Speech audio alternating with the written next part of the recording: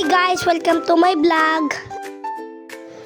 For today's video, magluluto tayo ng ginisang Baguio beans.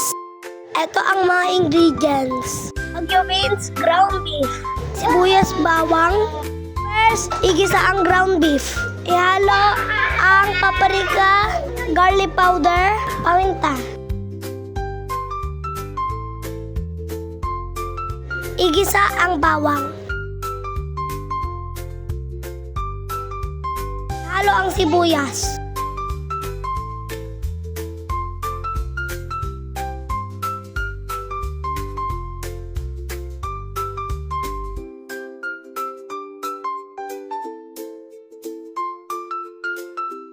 Sunod, isamang Baguio beans.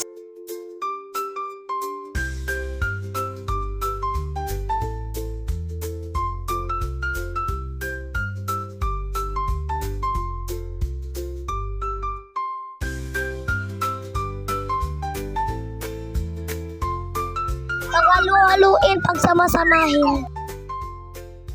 Okay na to.